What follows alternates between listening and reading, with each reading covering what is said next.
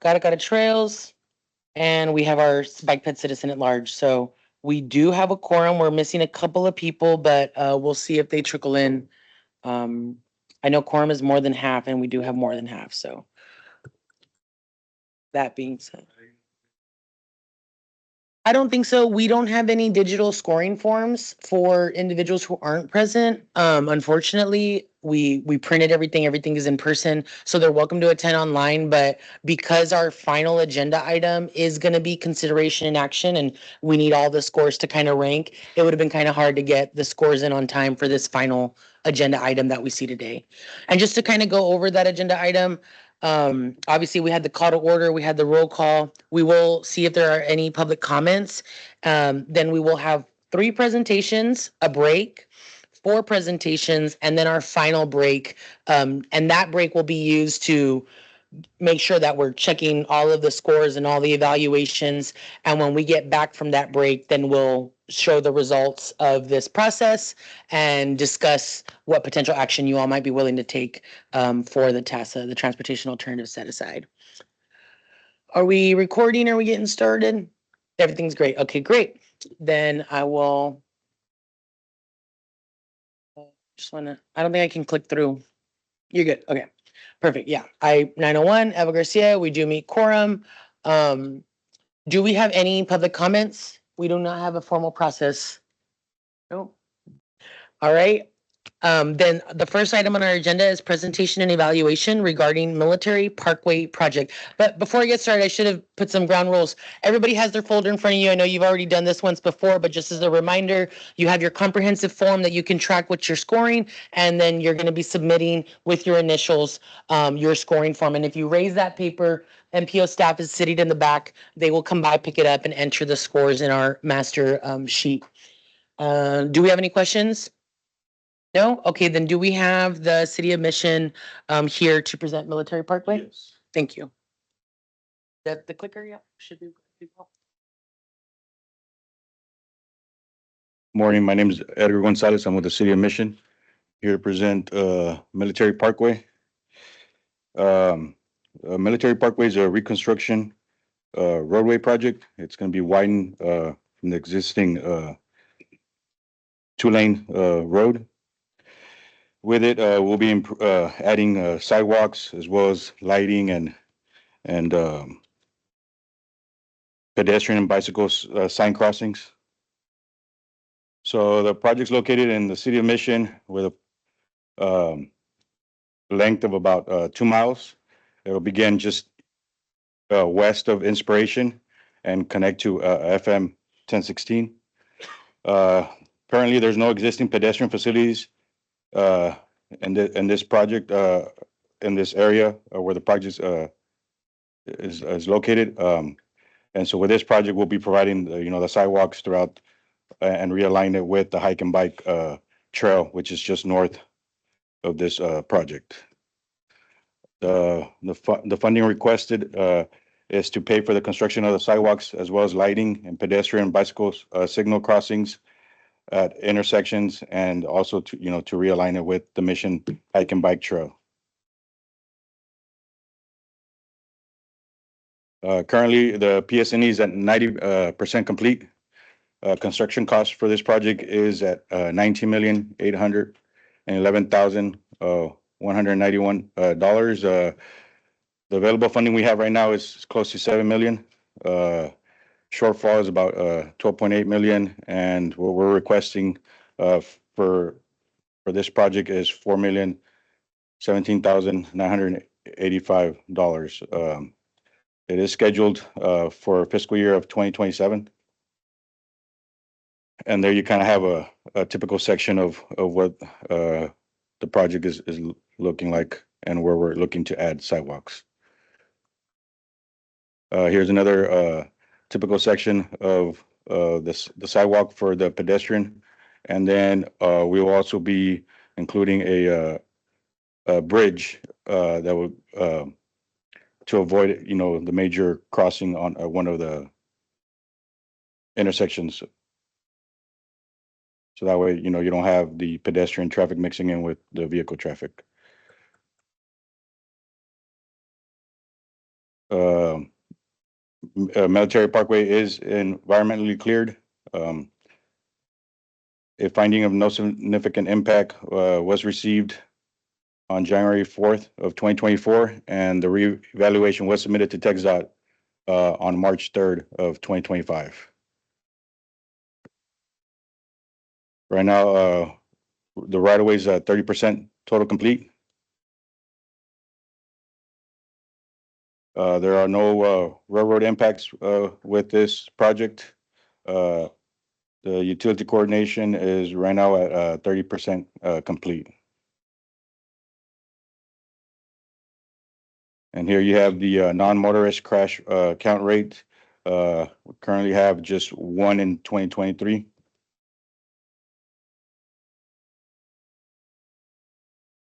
And here are some of the safety benefits we're proposing with this project. We're going to add signal improvements, pavement marking improvements, crosswalk visibility, pedestrian buttons, and then again,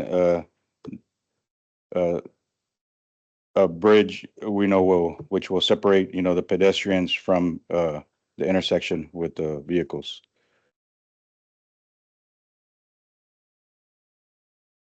Some of the proposed infrastructure, separate pedestrians from motorist traffic, safety routes for non-drivers, pedestrian crossings, traffic calming. We're also proposing solar power lighting along the intersection of the hike and bike trail.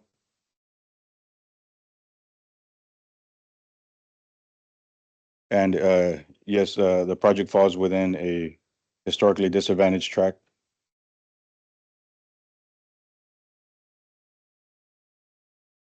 This roadway project is listed on the RGV MPO MTP and the TIP as well.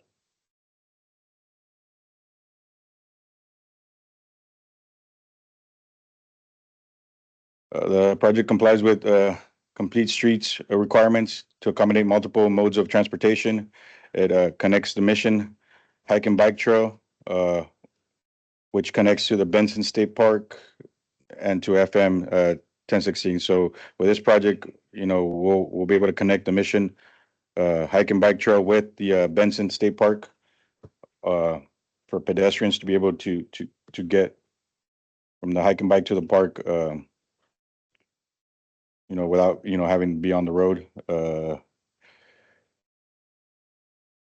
It also be connecting with the Precinct 3 project that they currently have going right now, which is a proposed hike and bike trail along the Mission Inlet.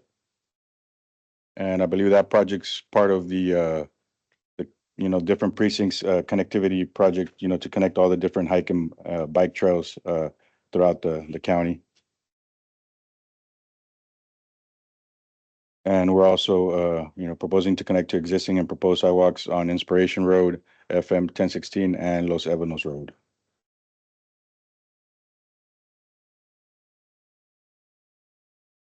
And, this will provide, pedestrians connectivity to different public buildings.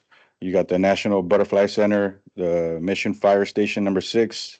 You got the State's Veteran Cemetery, the Mission Industrial Park, Benson State Park, and the International Boundary of Water Commission levees.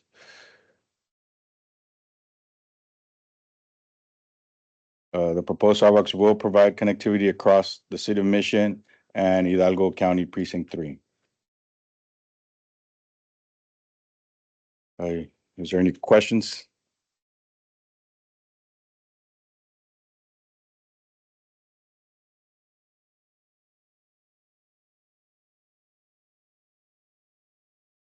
In terms of funding, like how much has the city put into the? Right now, we have close to 7 million in funding. That's been allocated or put in already? Correct. Okay. 7 million, or close to 7 million, 6.9.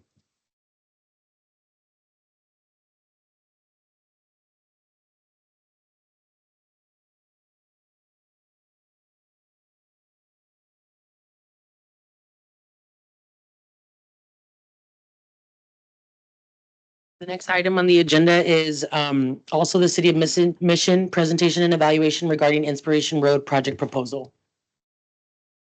Pick the next one. All right, our next project is Inspiration Road, which is within the same area as the Military Parkway. So it's kind of a continuation of the first project. This project's, also located within the City of Mission and Precinct 3. This project is just south of I-2 and Business 83, and it'll connect to Military Parkway.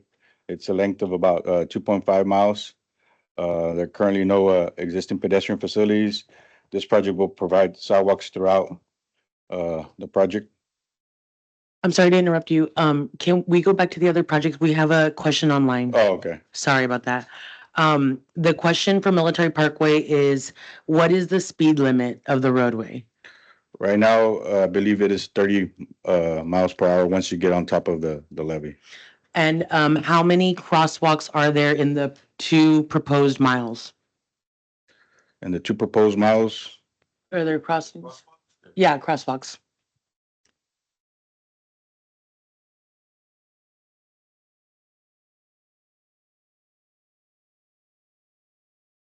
About 4. Okay, just to clarify, the answer is about 4 crosswalks. And then the last question is, where will the bridge go and how did you decide that? I don't know if you want to go back to a map or something and the slide. The bridge that was being discussed, I think it's the one where, There- this one right here that we're. Okay, so this project, like.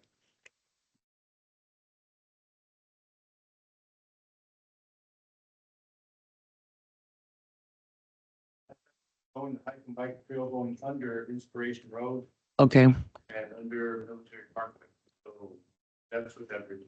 So the bridge is going under Military Road and Inspiration Parkway. Well, the pedestrian crossing is going to be going. Pedestrian crossway is under. It's gonna be crossing, underneath. sorry, Is under. Great, let me see if there's anything else in the chat. Yeah, if you could, what else did you say? I'm trying to reiterate, Dr. Hadarian. Yeah, can we bring the mic? Sorry, thank you. Okay, she heard me, but do you have a map? Can you go back to the map real quick to kind of point out, I mean, just for visual sake, maybe the first one with the, The yellow and red? there we go, that's perfect. So it's Military and Inspiration, and then the pedestrian crossing will go underneath those. Yeah, the blue is the hike and bike trail. Great, Yeah, and see, it goes under Military and then Inspiration as well. okay, thank you. Yeah. That answers the question. Sorry, we can continue to Inspiration Road.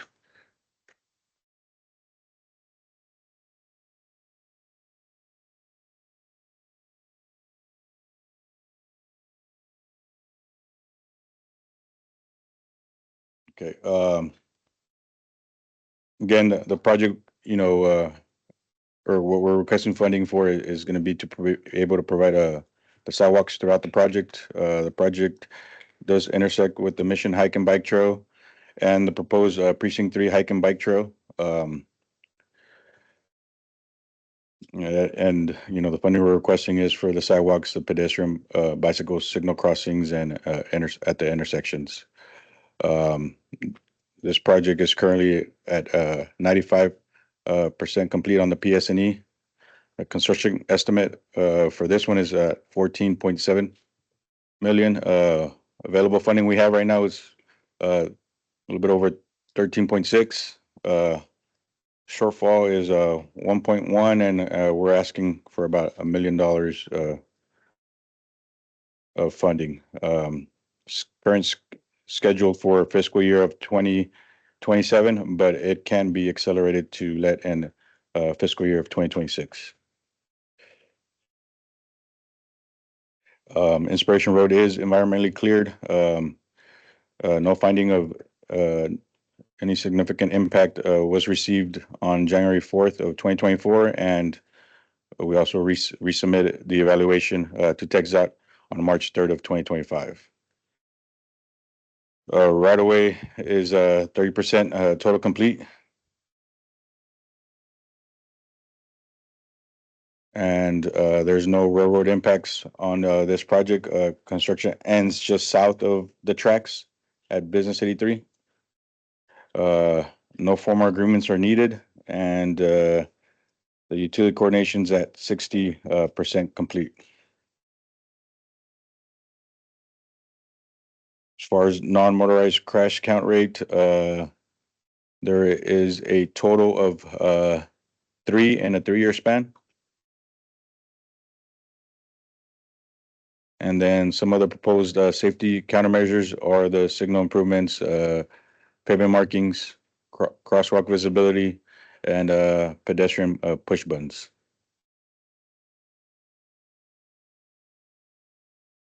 We're looking to separate pedestrians from motorized traffic, safety routes for non-drivers, proposing pedestrian crossings and traffic calming. We're also proposing solar-powered lighting along the intersection of Mission Hike and Bike Trail and Precinct 3 Hike and Bike Trail.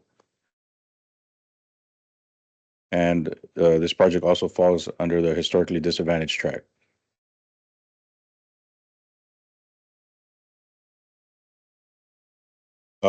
This project is also part of the MTP and the TIP.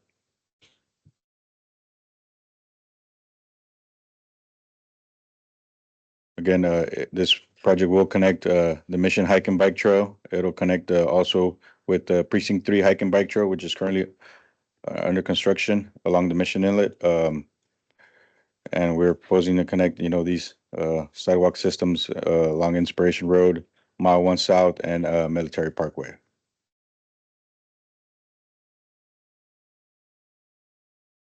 This project will also provide connections to public buildings, the Veterans Memorial Pavilion, Benson Palm Community Park, State Veterans Cemetery, Leaf Elementary, which is within half a mile of the project, and the international boundary of Water Commission's levees.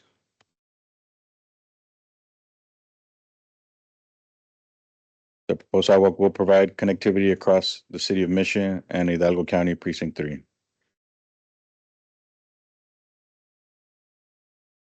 Are there any questions? Any questions online or from anyone in the room? Yes, sir. I didn't catch it. What did you say about equity? I'm sorry? What did you say about equity? Equity, how much? Probably disadvantage track. Yeah, I just missed it. Did you say it or? yeah, it's part of, it's in the historic. Yeah, okay. I said I just missed it. Okay. Yeah.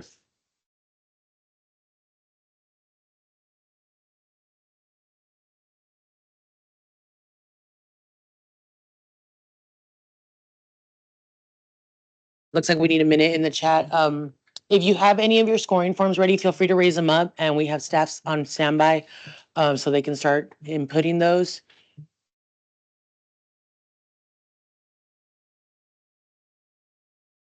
What else? Let's see. Thank you. Yeah. Over there. Yeah. I don't see any questions in the chat. So you got a question? Thank you. Yeah, related to the utilities, I mean, it's just coordination, right? Correct, like, Not the relocation. well, it's coordinating with them, and then if they need to relocate, like, fiber, AT&T, Spectrum, AEP, if they need to relocate their poles, for any widening, all that's being coordinated and will be done prior to construction.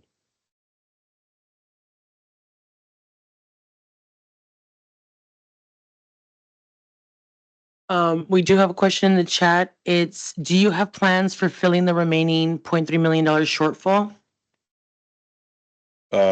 Believe they're working on that management as far as looking for other fundings.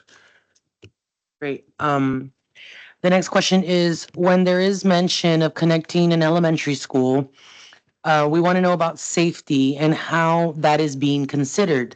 When you mention elementary school, I assume that you aspire for children to use them. Correct. And so that's why we're looking for connectivity of the sidewalk system and the, hike and bike trails so that, kids can be able to walk to school safely without, being on the road.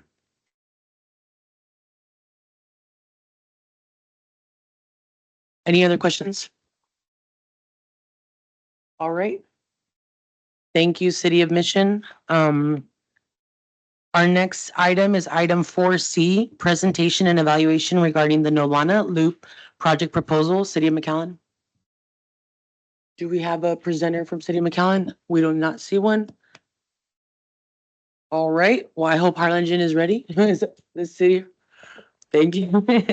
We're gonna go to item 4D for now. We'll see if McAllen comes to present.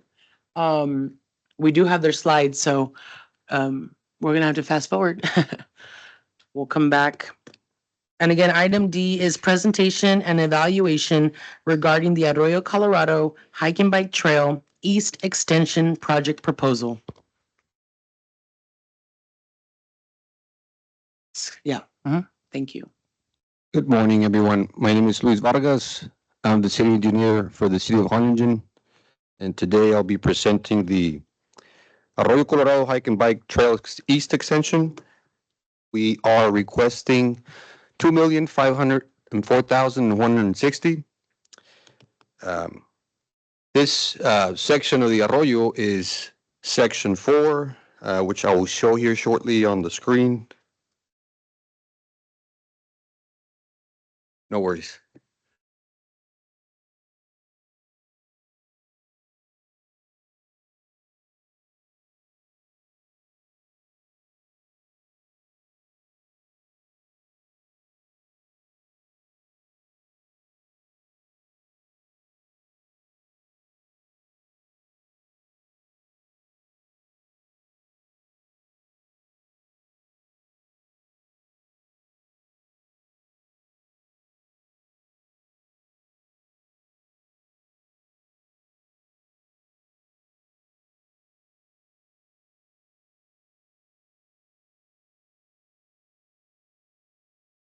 I will use this time to tell you that there is coffee and pan dulce if you like. We are all buffering this morning. I know there's a lot of slides here, so hopefully we can get to.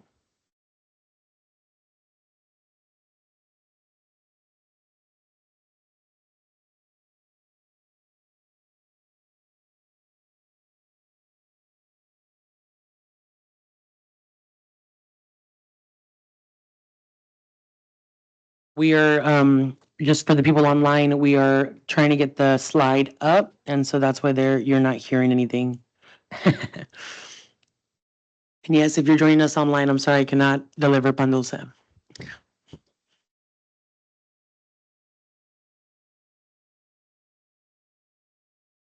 Okay, great. Thank you for calling, John. Okay. After City of Harlingen, we will be taking a short break, just for everyone's sake.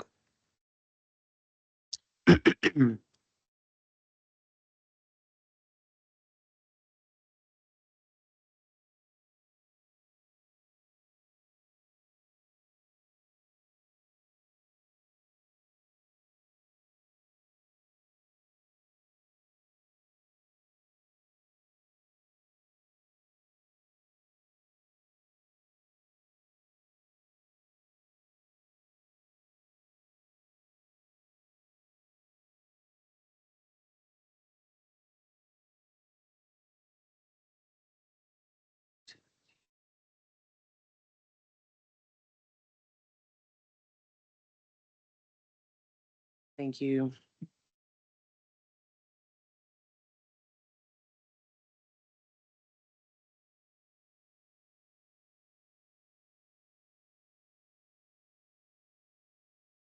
Interesting.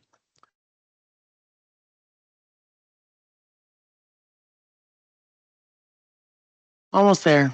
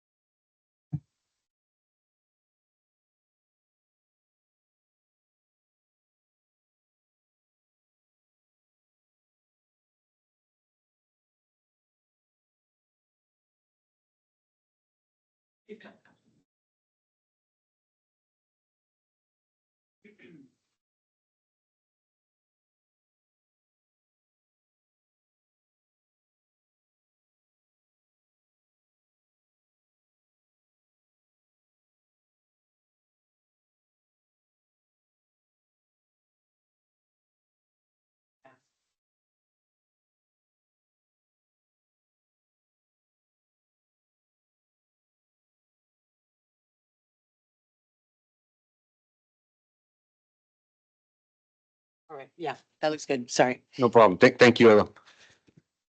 So yes, we are requesting 2,504,160 for phase 4 of the Arroyo Colorado hike and bike trail.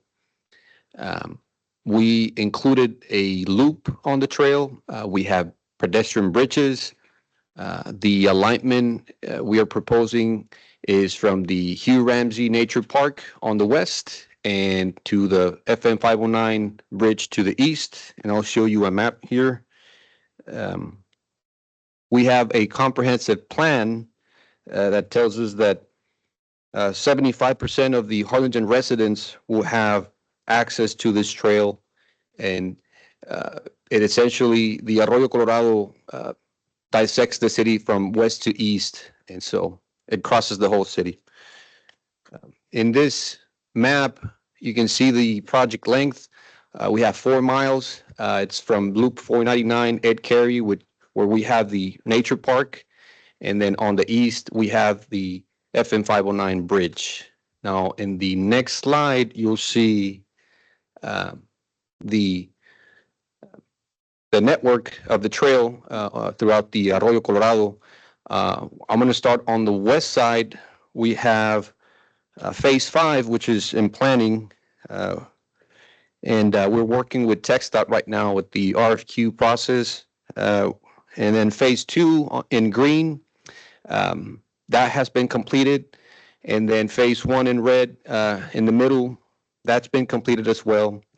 And in blue, we are negotiating with the engineer for the design of that project. And in the east in purple, that is the trail in question right now.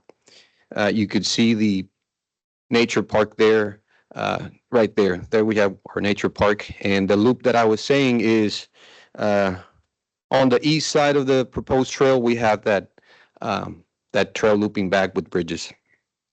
So in the next slide, we have plans that are 30% complete. We have estimates at 100% completion. We have a total cost of $3,130,201. As I mentioned, we are requesting $2.5 million, and we are committed with a match of $626,040.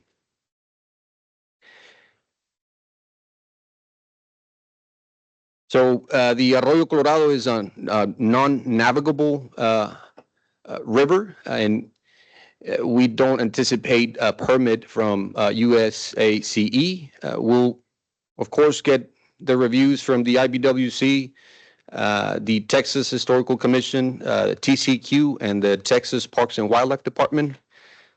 We are anticipating a categorical exclusion from NEPA, as we did from the previous constructive phases 1 and 2.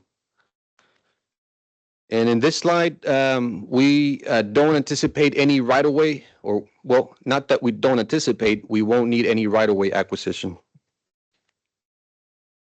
We don't have any impacts from the railroad or utilities. And in this slide, we have the total crashes. In 2022, we have 96, and we had a fatality in 2022. 23, we had 3 fatalities and 65 crashes. So in the map, one of the goals of the project is to move the pedestrians and cyclists from the streets and take them to the nature path, right? From west to east. Again, this continues the network of trails in the Arroyo Colorado. We're trying to reduce those accidents on the streets by putting the pedestrians and cyclists on non-motorized trails. In here, we are proposing motion activated lighting. We have 20 lights. These lights are planned to be focused on the trail only, and so they won't affect the wildlife. We have 4 emergency call stations and 3 hydration stations. And more on the safety benefits, we are proposing 2 bicycle repair stations. Typically, they're in the beginning of the trail and at the end of the trail. We have 5 shade structures or canopies for rest, and we're also including signage throughout the trail.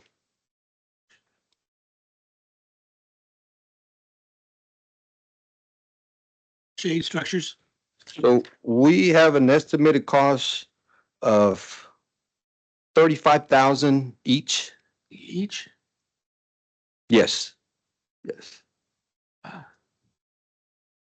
I'm in the wrong business. Thank you. And that is an example we have there. It doesn't have to be exactly like that. The purpose is to provide shade. That is sort of a rustic looking, but as I mentioned, this cost is preliminary, and the max we see is 35,000.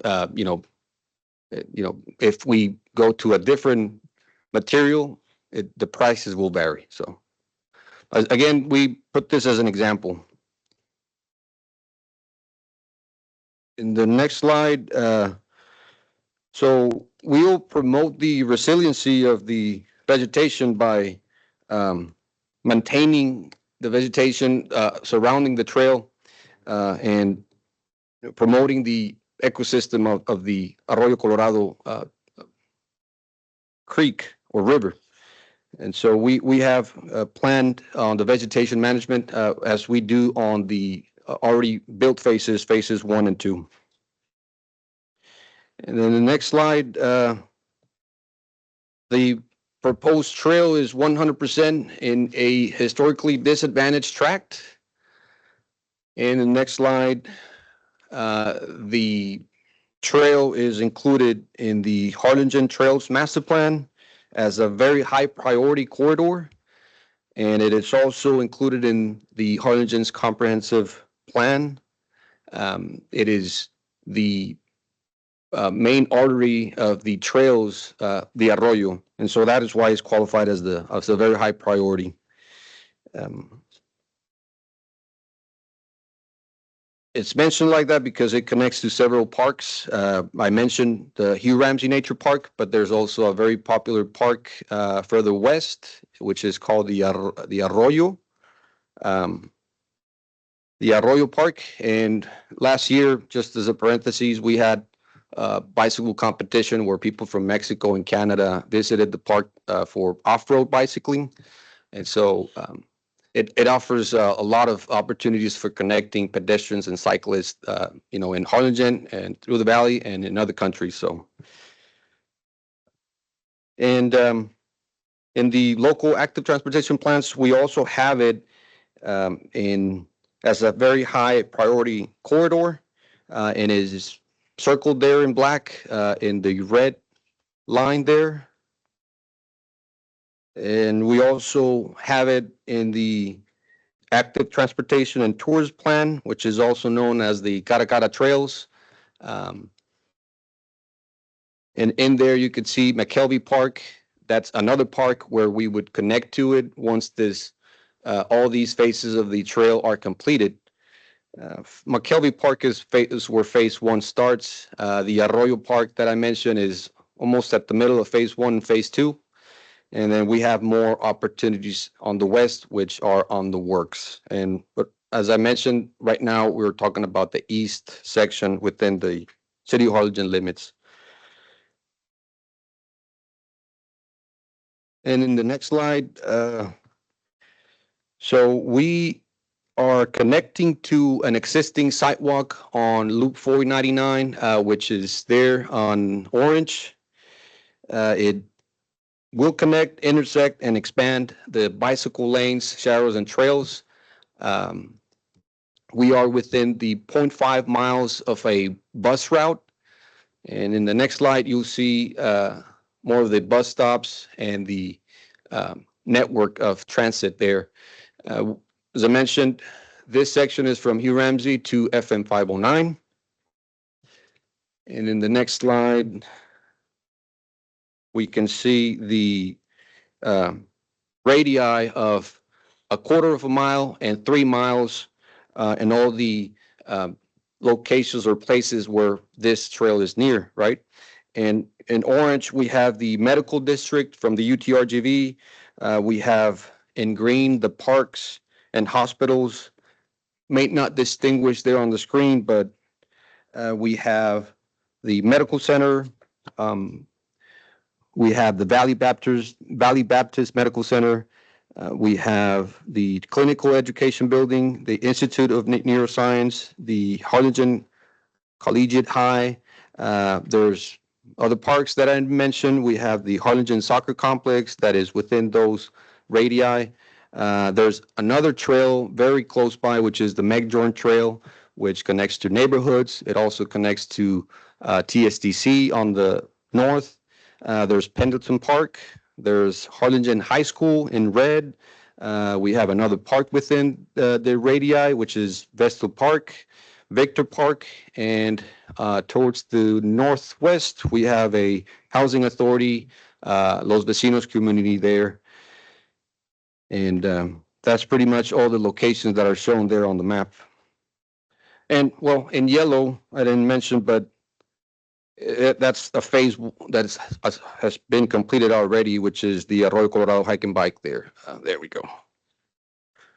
Next slide shows what I talked about, but without the locations. And it's just to show you how the trail will also connect to Rio Hondo on the east, and also has possibilities to La Feria on the west, once we complete the whole network.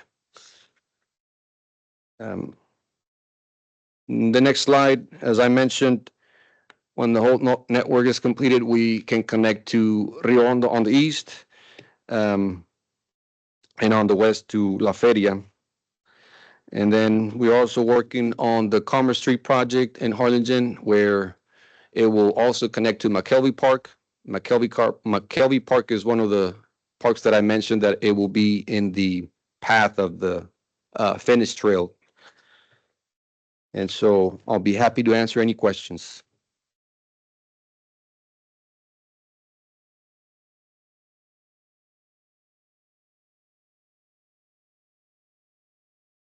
We did have a question in the chat. It was, how will trail signage be made accessible? And I don't know, Naz, if you want to unmute yourself and let us know what you mean by that question, or. Sure. Happy to. Thank you so much for this presentation. I guess the question I had was about the trail signage. Back on the slide where you're talking about the safety amenities that you plan to implement, how will those be made accessible to users of the trail with disabilities? And we're talking like sensory disabilities and physical disabilities.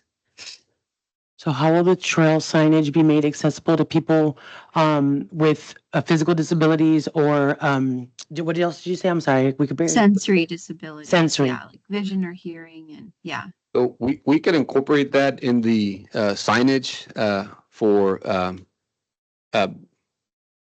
people with disabilities, such as being blind.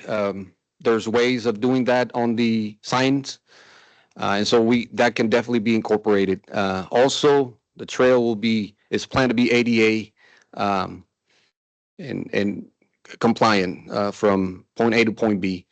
Signage, for people with disabilities could be incorporated and well, yeah, it could be incorporated in the plan. It shouldn't be a problem to incorporate that. Okay, great. Yeah, there's lots of creative ways to do it, from like Braille to like even NFC technology. Any other questions for City of Harlingen? All right, thank you, Mr. Vargas. We appreciate City of Harlingen. We are gonna take a quick 10-minute break and then we'll come back for City of McAllen, Olana Loop, okay? Thank you. Thank you.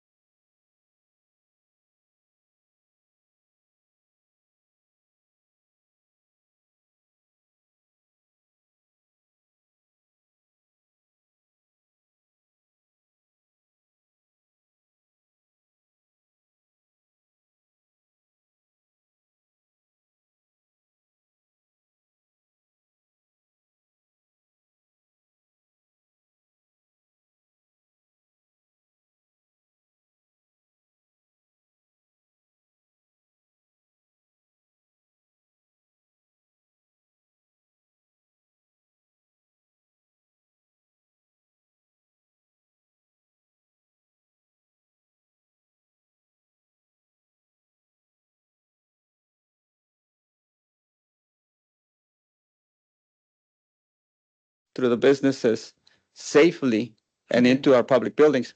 And Second Street is a little bit different than Olana because Second Street has a 200-foot irrigation district, Right. and that's been utilized as an actual hike and bike trail. This is a shared use path. It's not an Right, actual I got trail. it. Like I got it. I got it. That's the Sorry. difference. Mhm. Okay. Yeah. Yeah, real quick.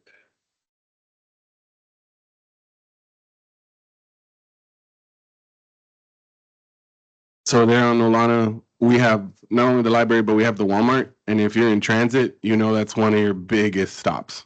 A lot of our riders are going to go somewhere where price is the significant determination of where they shop. And so Walmart's there, and we get a huge amount of ridership there, and the library, because again, it's a free public service. And those are both right next to each other on that corridor on 23rd in Olana, and what's the other one? 27th? Yes, 27.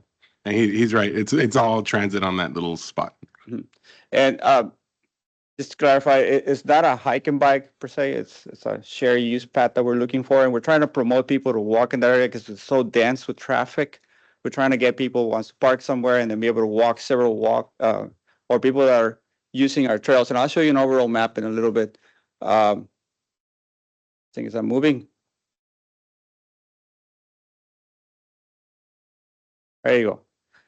I guess in the resiliency end, we're going to be building this out of concrete, to and through. There will be solar power lights along the area. We will have safety lighting and signal lights at the intersections. So those are some of the elements, standard elements that are used in some of these facilities, and those will be implemented in this facility to promote a little bit of resiliency and sustainability. It is within the historical disadvantaged track. There was a map in here, Eva. Well, okay, the project, yes. Let me go back. The project is listed in the RGB-MPO, MTP, and the tip. And here's this overall cities. I guess this will give you a better perspective on why we're building and we're trying to do this shared use pathway. This is the McAllen's overall master plan for hike and bike, pedestrians, bicycle routes that we have within the city. The big ones that we have, as you all know, if you know McAllen, we have the Second Street hike and bike trail that runs around the east side of the city. We have Bicentennial that runs right in the heart of the city, that runs north and south. They interconnect on the south end. And just recently, we finished a connection on the north end that interconnects with Edinburgh. One that is in the making right now is along Benson. City McAllen is working on extending from the convention center north and then south to ultimately in the future interconnect with the future Hidalgo County trails, and then going north, eventually making its way to Tres Lagos. Right in the heart of the city is Nolana, our busiest thoroughfare. In here, we're trying to interconnect Nolana and Trenton eventually also, trying to promote people that travel on the bicycle, on the hike and bike trails in here to try to use this shared use path to go east and west, to safely go to most of the commercial areas, and two of our public buildings that draw a lot of public into it. So this is the overall perspective on why we want to use this. We want to do that, have that interconnectivity. And as you all know, Nolana it's been master planned. It's actually in the plans to be widened further east to and through different local governments and entities. As of right now, the facility, this is project itself. This is a map of our transit of Metro with all the bus stops and how it has 5 bus stops. And as you can see along 23rd Street, it's one of the main corridors for Metro. And then we have also Ware Road on the other side that also has some bus stops.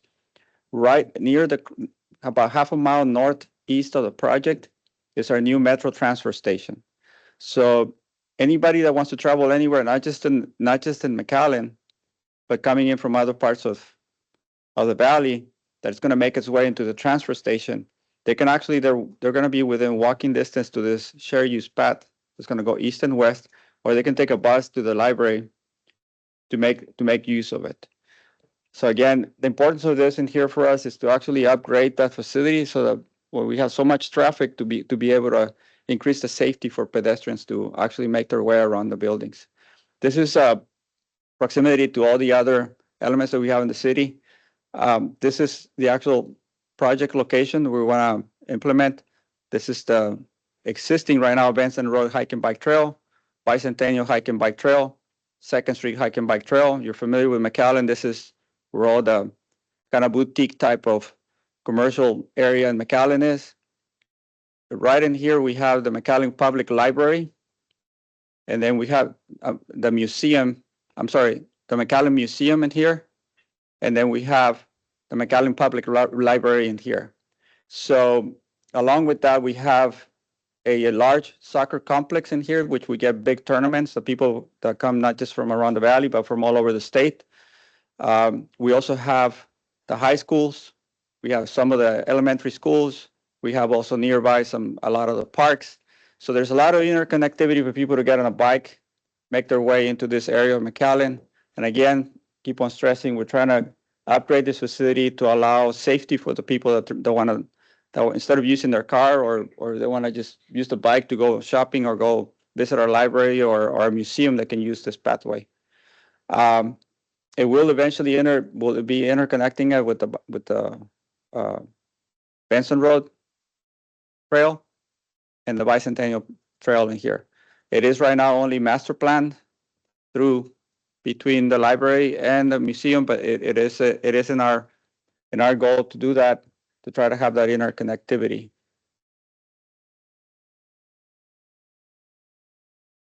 Multi-jurisdictional, again, we interconnect currently through the through the Bicentennial and through the Second Street. We have that interconnection that we just finished with Edinburgh. It should eventually, 5 miles from that point, should take you to UTRGV. We also have STC nearby, and in the previous slide, I'm going to go back to the previous slide. South Texas Community College is right here. So if you take Bicentennial, you should be able to get there. We also have along 29th Street, which intersects through the improvements. We have a dedicated bike lane in there. So you either can get there as a commuter biker, or you can go there as a recreational biker through the hike and bike trail.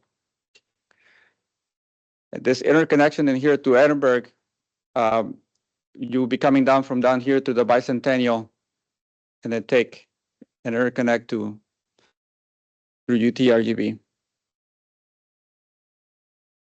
And that's about it. I'm open for any questions. Yes, sir. I mean, if the funds are there to do it, great, but I just, the first thing I think about my wife, when she goes somewhere, she like wants to park in the front door of Walmart, Yeah, so, the library. and then I mean, if you can do it, it's great. Sidewalks are needed, I know a lot of, but anyways, Yes. they really need to be improved. Hikes and bikes, they satisfy the runners. Another thing I would say is it is a plus. You always put north and south options and east and west options. So this would give a good east and west option on those given days, depending where the wind is coming and if it's cloudy or sunny. But I just think in the really, really hot months, people are they're going to want to drive to the front door where they're going, not get out and walk the sidewalk, walk 3 or 4 blocks over. Yes, and I understand that. And during COVID, I actually used to take my bike along the hike and bike trails. And I will go east and west on Nolana and Dove. And I was surprised to see there was a lot of people walking. And that's kind of what started triggering us. Like, this is more because of the density of people that we have that's actually using it. You get a dog, you get somebody, and you'll be surprised. There's some of the younger crowd now starting to use the late afternoons to go walking because they like to do kind of detox out of the hot weather. But yeah, you're correct. I mean, the weather, not just in McAllen, anywhere in South Texas from San Antonio south, is not our best friend. And one of the things that we've been doing in McAllen, it's through Keep McAllen Beautiful. We've been promoting the giving to the citizens, raising money to plant trees. And slowly it's been coming through, in which we're actually providing that shade. Nolana is more of a need, is more of a safety. It's more of us trying to upgrade it because the volumes are there. You saw the hits there on the non. I mean, that's very high of almost anywhere in the valley. Our Vision Zero plan actually, which I can provide a copy for you all, actually is the FSIs we call fatal or serious injury impacts. It's kind of high in some of these areas. So we're trying to keep the traffic.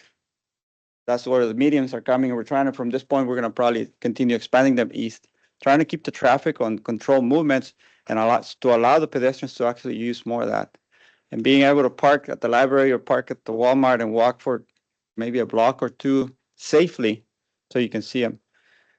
So, and then with implement, and then Metro being there also, and not just Metro, I mean, we get all school buses that go to the soccer fields, and so it's an upgrade that we've been looking at, and through a project like this, it would be really nice for us to be able to upgrade it to this type of facility. So.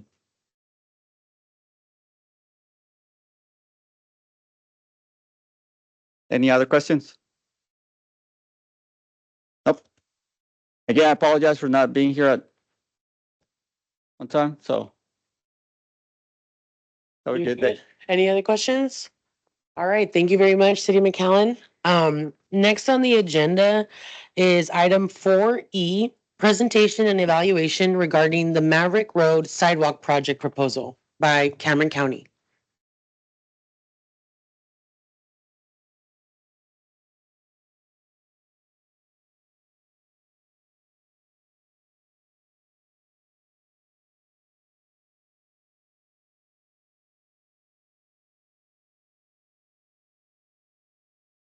Okay, well, my name is Anthony Cantu. I'm the Assistant County Engineer at Cameron County. I'm going to be presenting on the Maverick Road Sidewalk Project. We're requesting funding for a pretty simple project. Well, simple in the aspect that it's just a sidewalk improvement or sidewalk project. Looking to develop 6-foot sidewalks along Maverick. It will be on the north side of Maverick and part of it will be on the south side. This is in the south east of Brownsville in the southmost area. Get your project map there. So, laser. All right. So, connectivity from Southmost Road over to South Dakota. This is kind of chopping off part of it, but there's 2 schools on this side. One is an elementary and one is a middle school. And then you also have a high school on this side, I believe high school. And then just to there's also another school. So there's 4 schools in this general vicinity. And currently there is no sidewalks along this road. Project readiness piece and e-stance. We are doing this one in-house. Survey has been kicked off by our survey team. Currently, they've gone through most of the topo, identifying right-of-way widths, and going through the boundary at this moment. I'd say we're about 50% complete with that. We've done a schematic just for estimation purposes, but we haven't moved forward yet until we received all the topographic information. I mean, all the survey data back. For environmental stance, we're going to stay within the right of way, so we don't anticipate anything major. On the documentation side, we have not started the formal permit request, but just from a preliminary stance, nothing impeding the project. Right of way is currently within the existing right of way we own.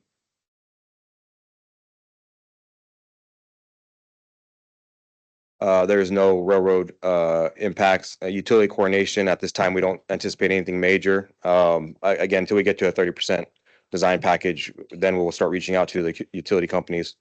But again, any major transmission or distribution is not currently an impediment right now. Here's our motorized crash counts. 21, 52 total, 2022, 34 total, and 2023, 43 total.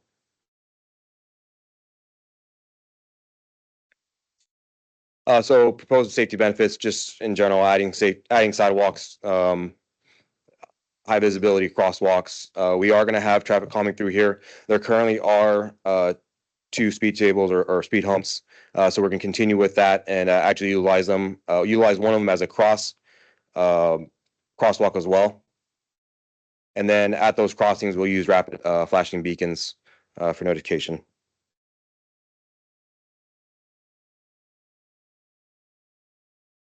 Okay, so it's 4,200 linear feet of sidewalk.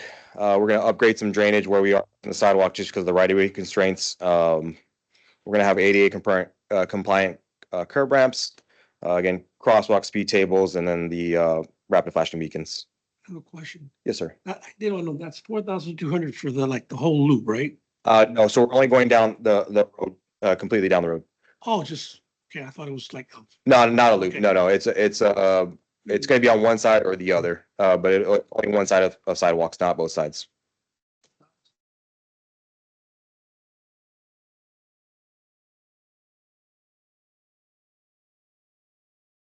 Resiliency and sustainability. So we are proposing concrete sidewalks just from a maintenance and long-term benefit. You know, place it once and it's going to not have to be maintained for a while.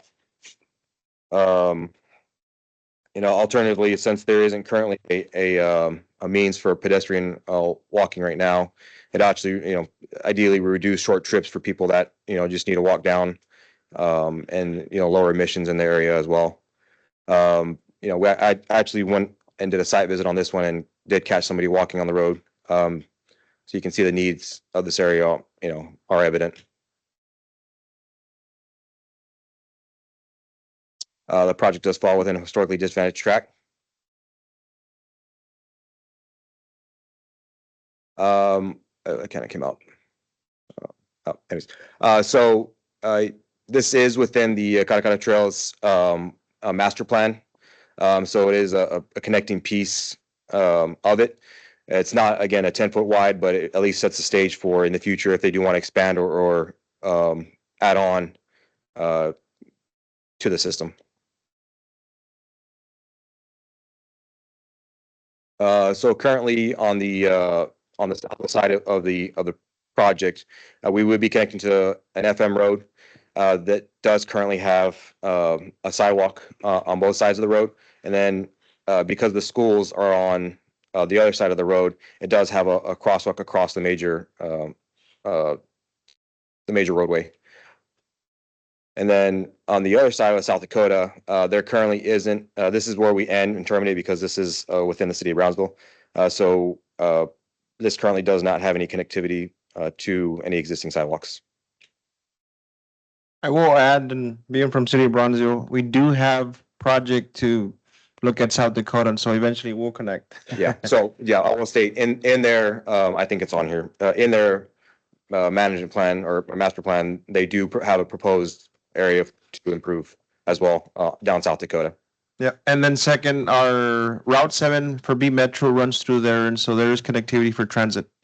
Yeah, on both. So yes, on both sides, there also is multiple bus stops along South Dakota and FM or Southmost Road or FM 1419. Just shows the connectivity to the school. You know, we have school and one church within a half mile of this project. And then it just shows the you know the what the county has versus what the city of Brownsville jurisdictional. And I believe that's it. Thank you, Anthony. We do have a question. If you could go back to the safety data. Oh, there was a question. Oh, clarification question about crash fatality data tables being presented. Are those conflicts between ped cyclists and motor vehicles and between ped cyclists and non-motor vehicles? So all involving pedestrians and cyclists. And then Shana from the RGB responded that she put those tables together. Thank you, Shana. And so the motorized crashes are any crashes that involved a motorized vehicle within a half mile of the proposed project, whether a pedestrian or cyclist was involved or not. So just a clarification. And thank you, Hol, also for providing clarification on some of that. Do we have any other questions for Cameron County? Okay, well then, if not, I think we can move on. We're going to item 4F, presentation and evaluation regarding the Montezuma Sidewalk Project Proposal. This is from Cameron County. Okay, that's going to be Adonica. Thank you. Y'all. Teamwork. There we go. Good morning. My name is Adonica de los Santos. I'm with Cameron County, and I will be going over the Montezuma Sidewalk project. So this is going to be a construction project, and the scope is to improve pedestrian safety and accessibility. And the project will involve construction of 5-foot sidewalks, pavement markings, and installation of ADA compliant ramps at the intersections. So we are requesting for the federal share for it to be $420,127. The local participation would be $105,000, and the total approximately $525,000. So this is a project map that outlines the area of the project along Montezuma. The length is 0.55 miles, and it would start from Stone Creek Drive and then 0.25 miles east of Briggs Coleman. So this project does lie within Precinct 4, and the proposed sidewalks will connect to existing sidewalks by Stone Creek Drive. And they do have some townhomes in that area. And then from there, of course, the sidewalks will head east until we reach a school, which is where the city limits of Harlingen begins. So for project readiness, we do have 10% of the survey completed, and the schematic is completed, as you can see below. The survey and design will be done in-house, and we do not anticipate to acquire any right-of-way since the sidewalks, as we have in the schematic, they are included within our existing right-of-way. There are going to be 4 crosswalks throughout the project. There's going to be 2 to the west of Briggs Coleman, 1 crossing Briggs Coleman, and then the other will be crossing Montezuma to the east of Briggs Coleman.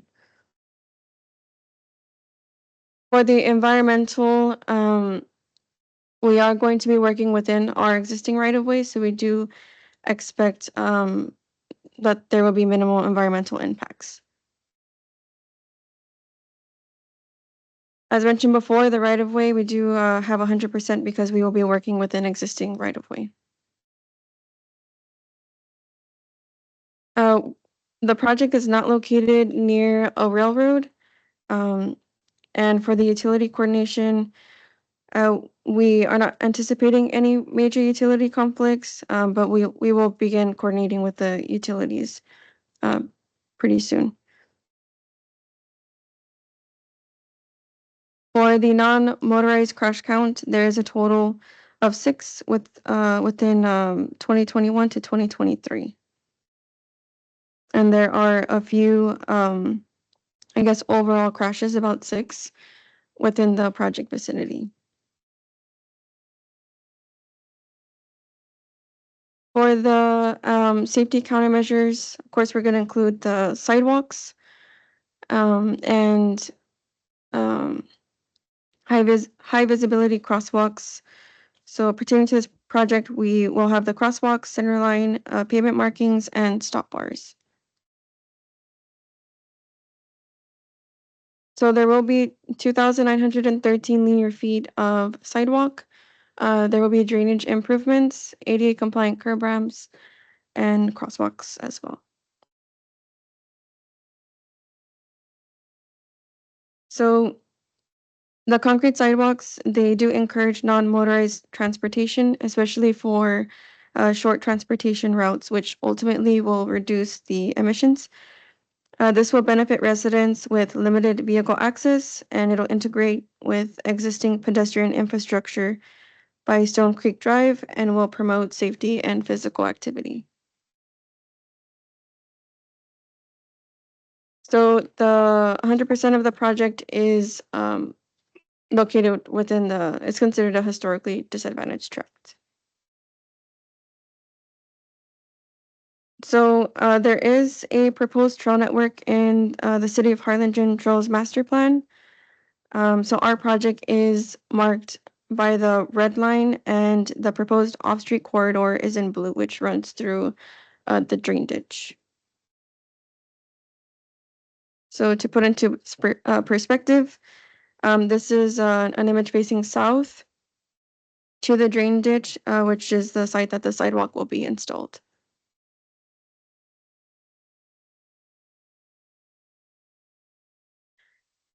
So connectivity-wise, the first image, we are facing west to the start of the project. So we're facing Stone Creek Drive, and in that area where the townhomes are, there are existing sidewalks. And then the second image is we're facing south to the northeast corner of the elementary school.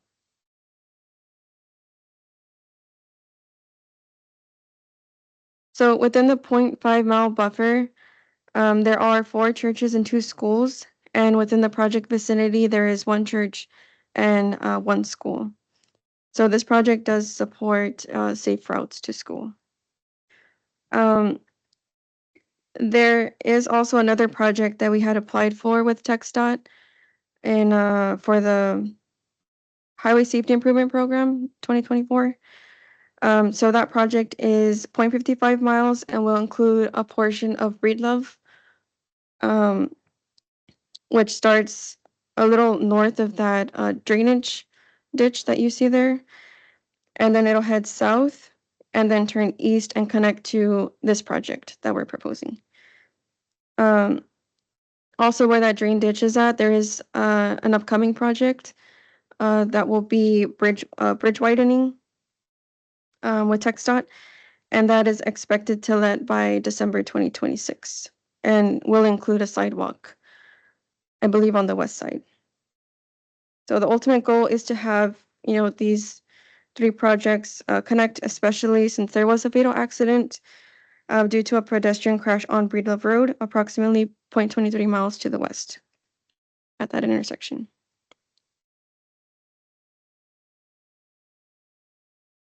For the multi-jurisdictional connection, we are connecting to the City of Harlingen at the end of the project. Are there any questions?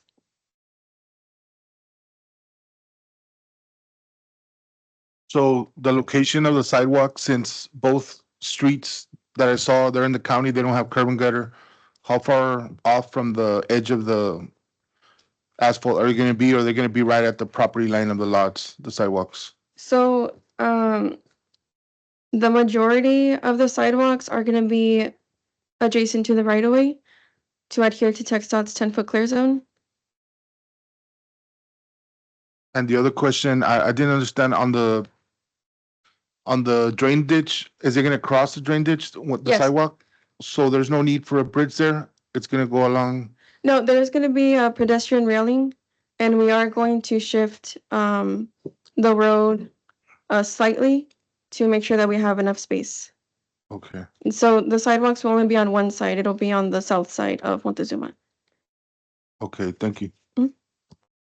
I do have a question online, Lonica. Let me see, sorry.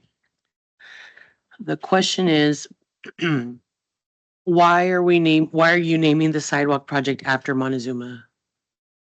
Is that the name of the road? Yes, that's the name of the road. Okay, that's the name of the road. Any other questions for Cameron County? Oh, all right, thank you. Lonica. Thank you. Our final presentation is item 4G, presentation and evaluation regarding the Victory Promenade project proposal, City of FAR. Oh, yeah, you're gonna.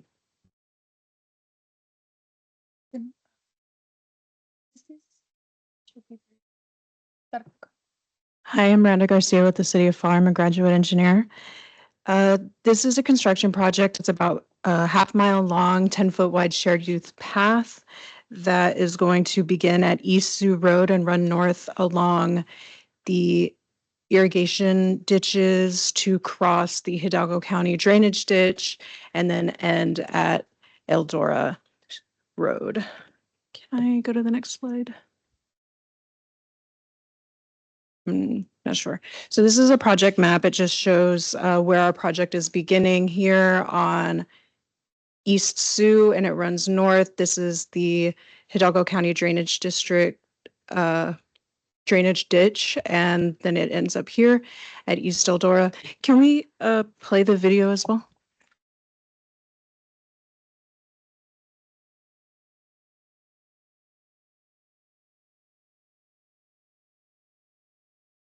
So here we have a video of the existing conditions. We are headed south on south from Eldora Road. As you can see, it's pretty empty.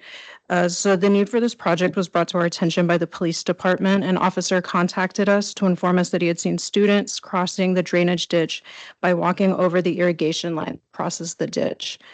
This is a unsafe scenario, and we had a similar situation in South Far at Jones Box Park that warranted the installation of a pedestrian bridge. Considering this project's proximity to several schools, parks, and residential areas, we felt that this is a necessary safety measure. Sioux and Eldora.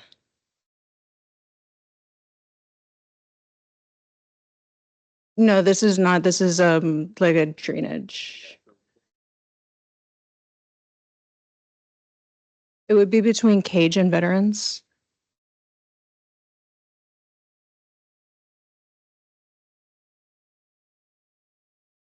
And then we can go back to the presentation.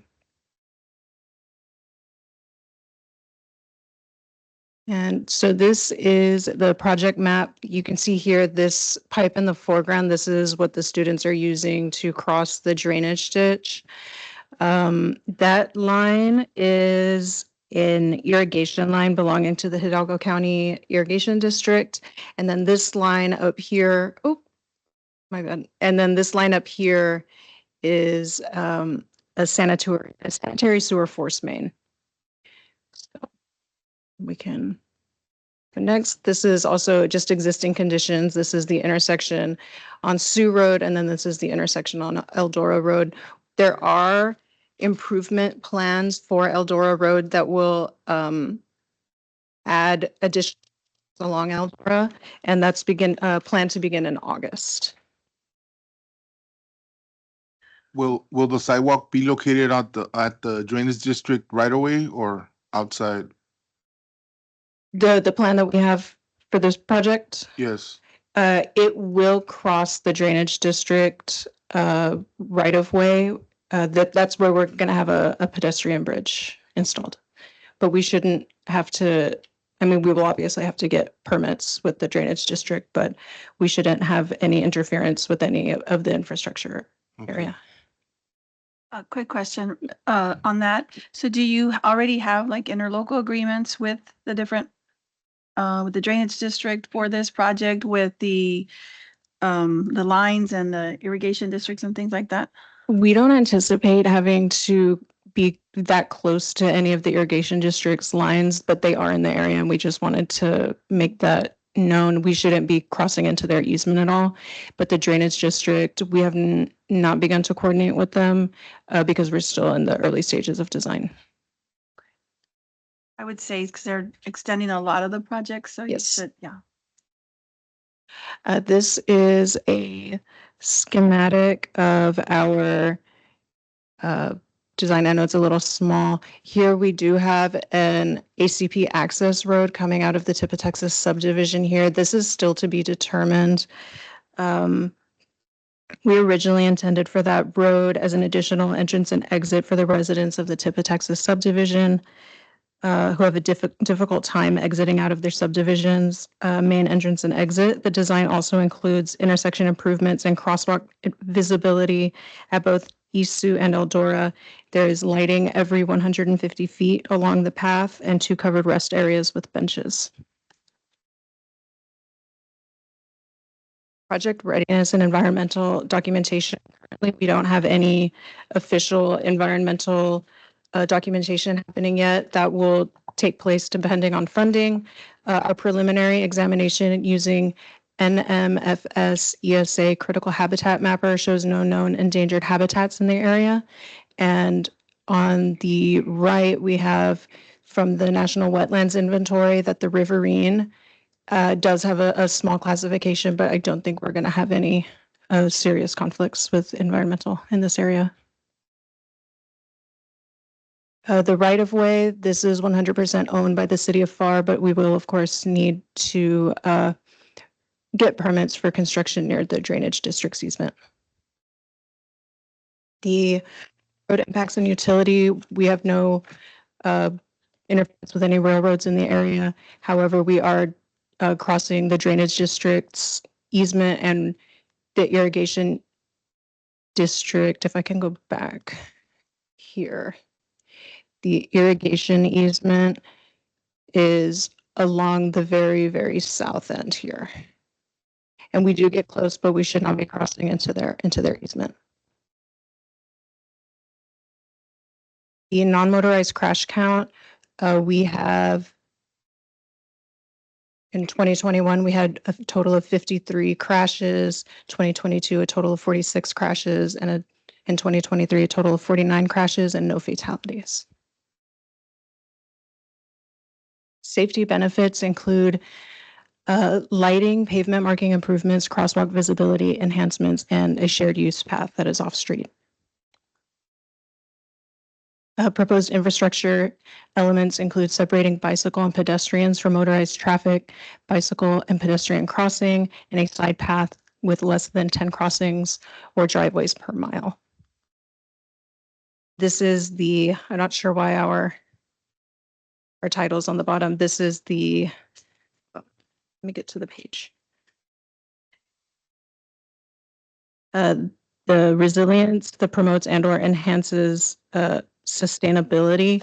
We are including the design to have bioswales and native landscaping in the area. These are just a couple of examples of some local native landscaping.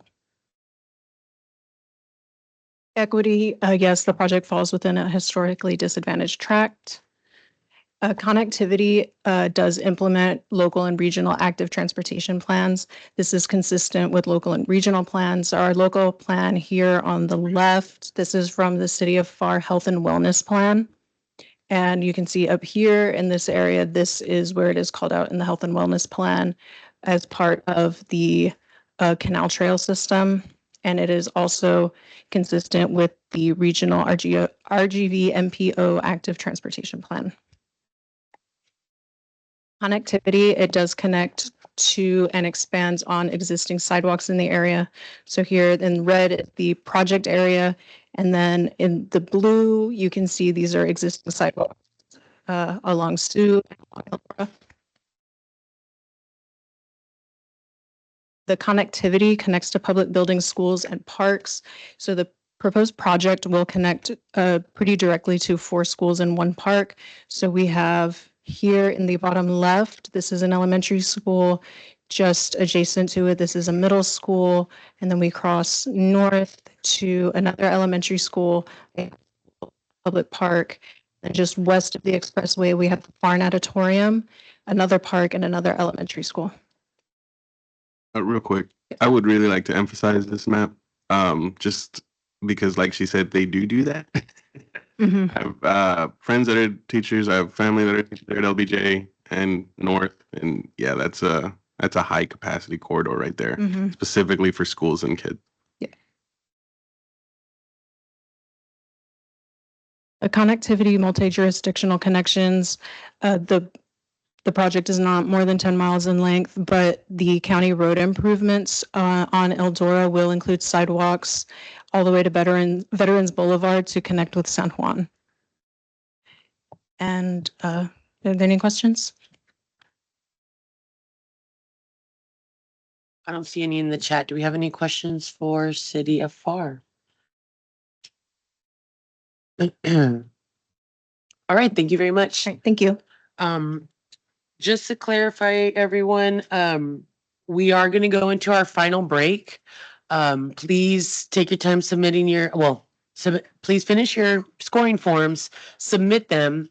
I'll give everybody an update in about 10 minutes, but more than likely we'll need the full 15 minutes just to get everybody's scores in and to formalize our ranking here. So please use this opportunity to network and talk to one another, take your phone calls. Thanks.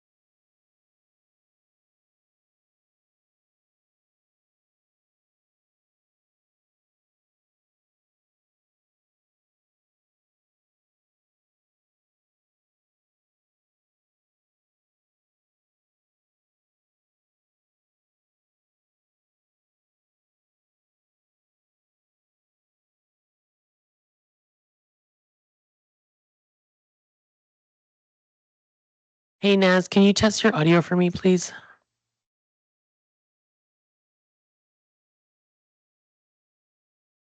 Yes, I can hear you. Can you hear me?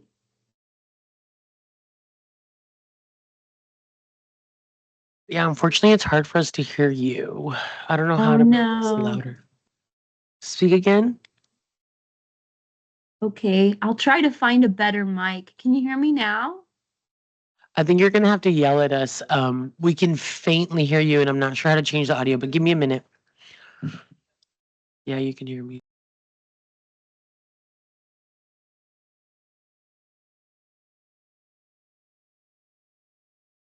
Are my earbuds over there somewhere? I was just charging them this morning.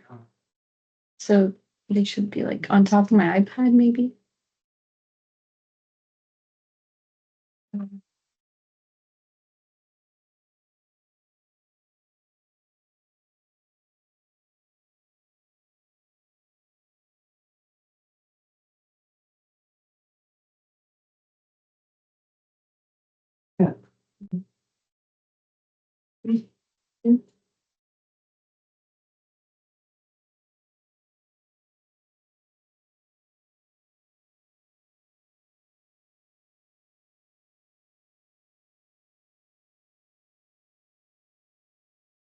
A second.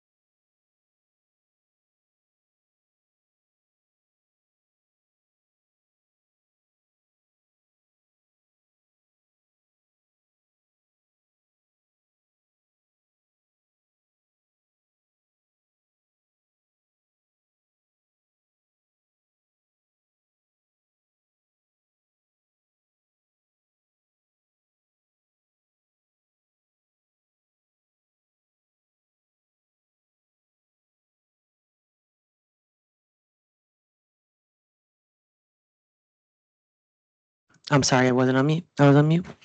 But we, just to kind of recap, we did go through this process and we shared the BPAC, all of the applications and the supportive materials well in advance of our first evaluation.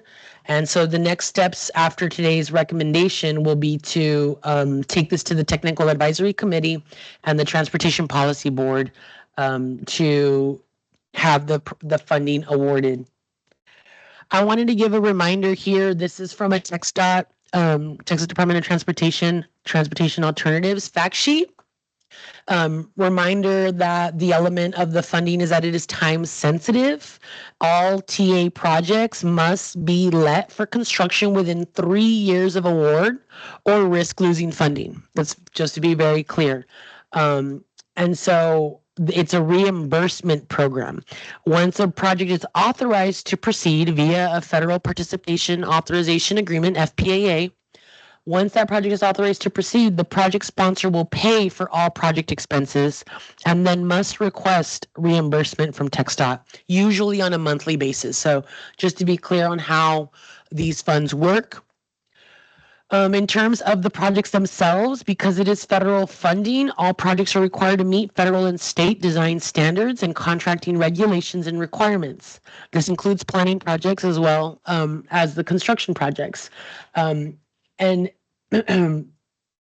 we are required to designate a responsible person in charge, an RPIC, and a project manager, PM, and a qualified person in accordance with TxDOT Local Government Project Program, LGPP. So this QR code here, the presentation will be posted on our website, and at any time you want to access this, you want to use that QR code to look at the Local Government Projects Toolkit. And I also encourage you, if you're not sure if you have qualified individuals on staff, that you check out the trainings for those LGP 101 classes. And so you can Google that. TxDOT provides those for free. Some are in person, some are online. They are in high demand, so they tend to fill up, and you'll probably have to register well in advance of your training date. The other part is, of course, as we kind of reviewed, the unique quality of TA funding means bundling projects with other funding streams for larger roadway improvement projects can be challenging, and usually because of the coordination that is involved. Obviously, we did share information and it was included in our scoring criteria, but these are just some reminders from the Texas Department of Transportation, from the MPO, of what is required for all of our projects. That being said, let me just triple check. I can move our results over. Okay. One sec. So we're going to start by showing the results for the planning projects. Is that okay? Do I need to zoom in? Thumbs up? We okay? Okay. Let me try zooming in a little bit. Hopefully that, well, they're all planning. We know that. So I'll scoosh. Oop, nope. Can't. Just kidding. So we have here in order the average. So again, you can't see what each individual member evaluated, but this is the average for their resiliency, for their equity, for connectivity, because planning projects do not do project readiness.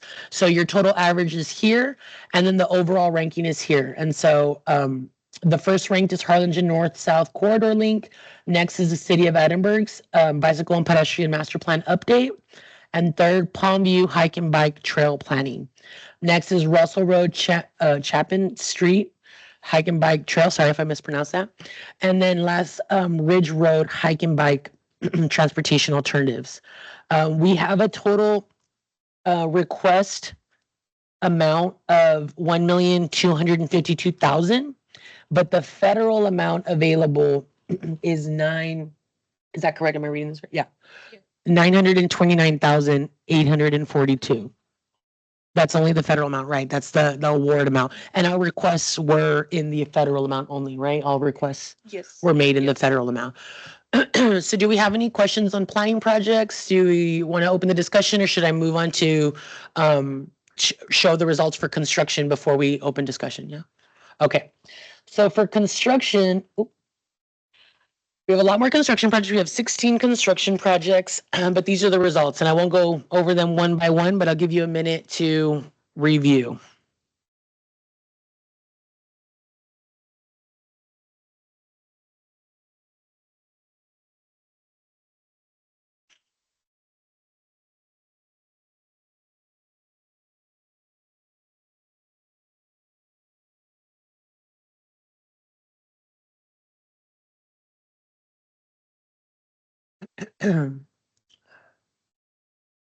We can also show all project rankings together.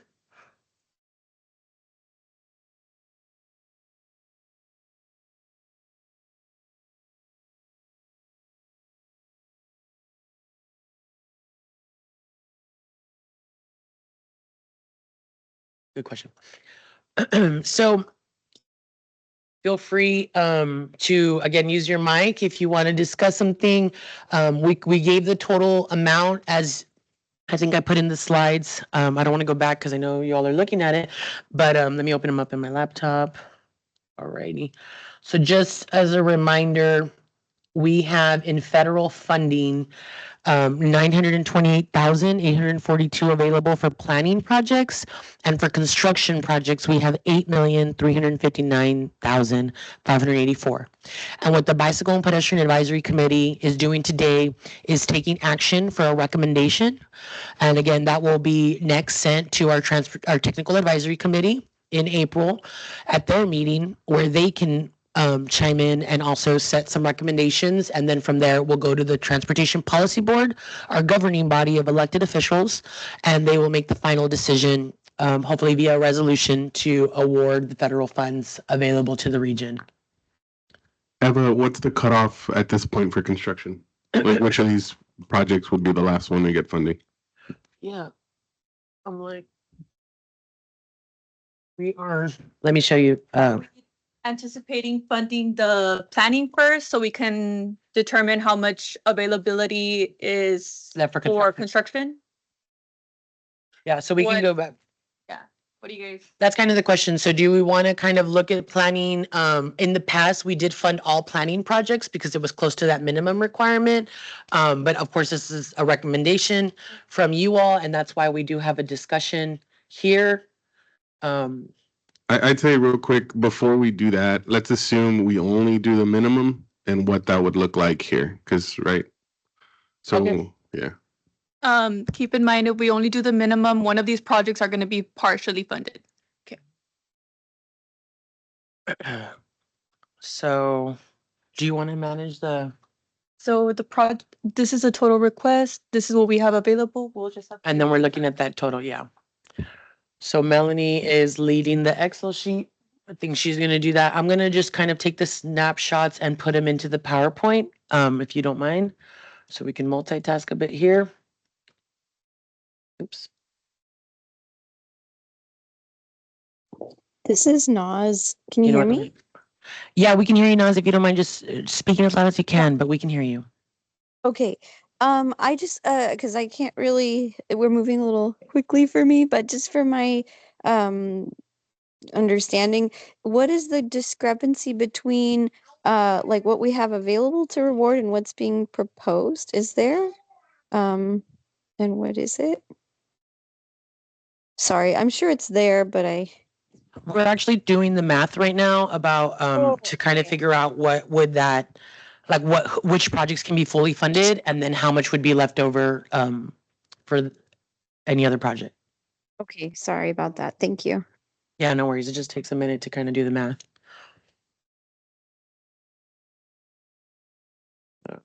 I'm not sure where you have, is it this one? This cell?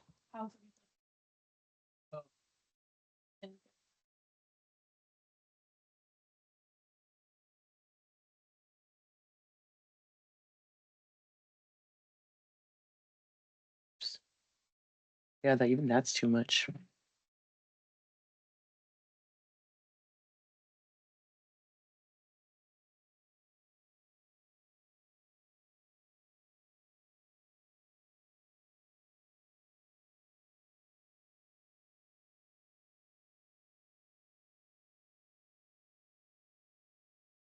So just sort of preliminarily, I want to make sure I'm looking at this right. We could fully fund the first 3 projects for a total of 664,000. And then the 4th project would, if they're open to it, could receive partial funding in the amount of 265,000 from their 433,000 request.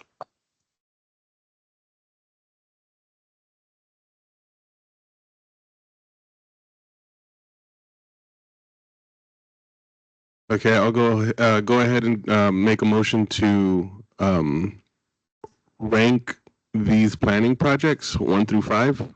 I was informed by MPO staff director over here that we'll go ahead and see about funding these at least 1 through 5 in that ranked order through TASA. And any that aren't necessarily funded through TASA are still going to have an opportunity to go through UPWP funds, which if you guys aren't familiar with the Unified Planning Work Program, that's another one of, that's just another mechanism to fund planning projects. So that opportunity still exists, and we can always see about having TAC and ultimately policy look about leveraging those funds as well. And then we might also still be able to maximize our construction dollars through TASA. So that's my motion, if anyone wants a second. John, what was it again?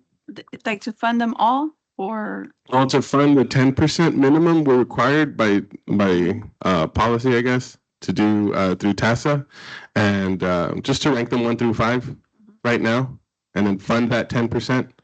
And that way, any remaining balance, we'll look at least the MPO. We'll look at funding it through other mechanisms through the UPWP. Second. So we have a first and a second. Do we have any discussion? All in favor, please say aye. Aye. Any opposed? All right, motion passes unanimously. So the motion again is just to rank them, right? It's not a funding amount. But the minimum 10%, which is 929,000. Right? Yes. Okay, great, understood. All right, moving on to construction. That was a specific for planning projects. Again, we're gonna kind of see our minimum amount was 8,359,584. And so how many are we fully funding? Which first top? Oh.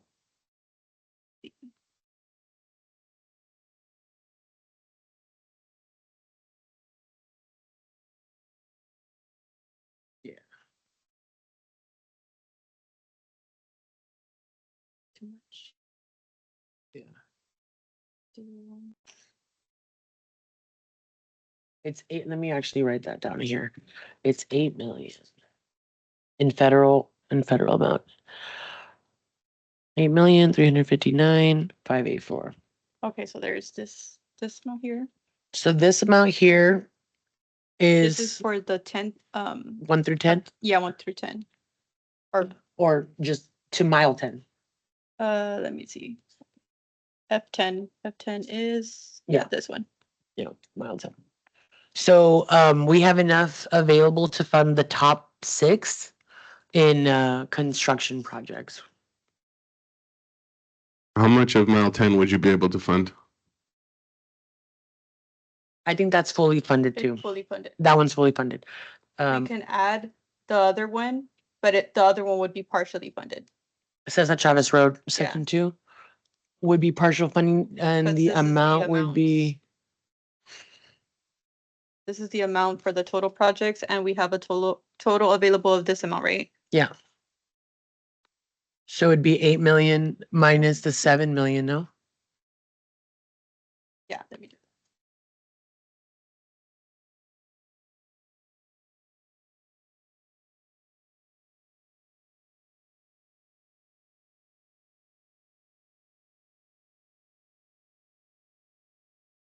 So 898,000 would be available if we fund up to Cesar Chavez Road, section 2. Here, Cesar Chavez Road, That'd be precinct 2. precinct 2. Precinct.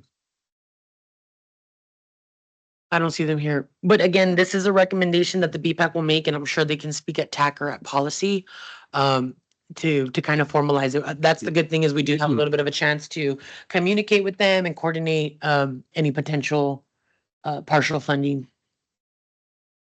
To partially fund, is that? That's for the 7th ranked one, which is Cesar Chavez Road, section 2. Fully funded for the amount that we have available would be the top 6 ranked, which is up to mile 10. Yeah, so what I've found is, you go through a few of these is, cities typically are like, yeah, I'll take the partial funding. Typically, yeah.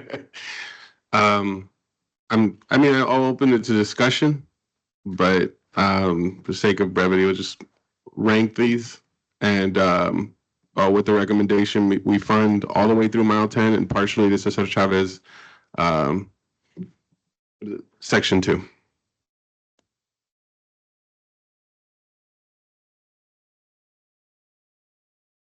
Second, City Bronzo.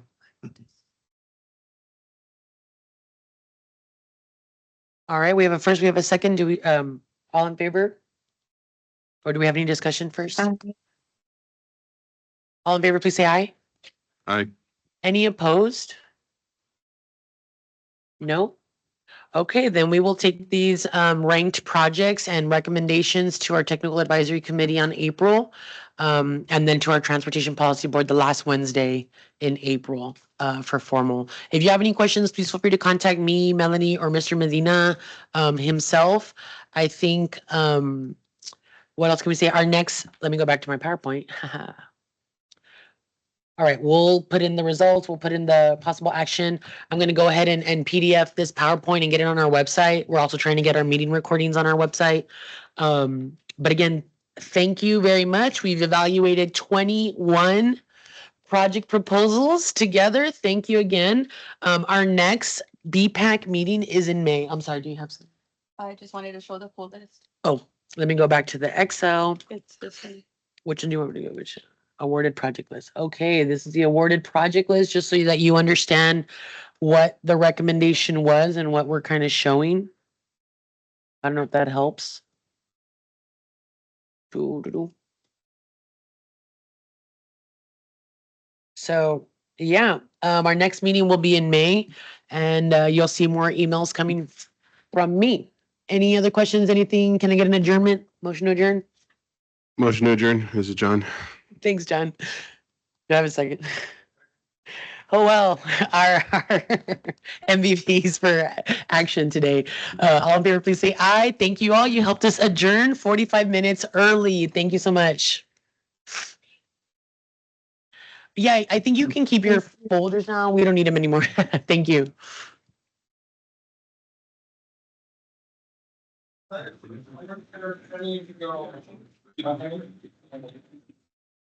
I was there with Kelly when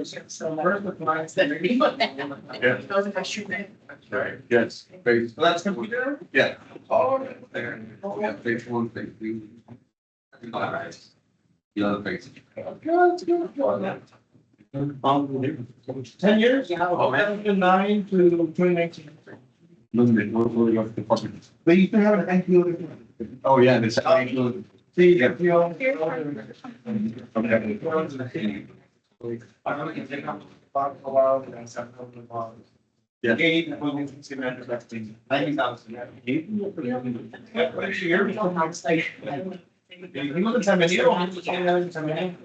The 400. Yeah. 3 years. How long am I también? Hey, ¿de qué confío? Sí, I'll have one of my staff reach out to you. Para decirte, look, this is what the city does. Hey, let me, Oh, no. Appreciate it. Thank you. that's okay. Are you still outside? Oh, I was gonna just catch up with you. Let me go over. Okay.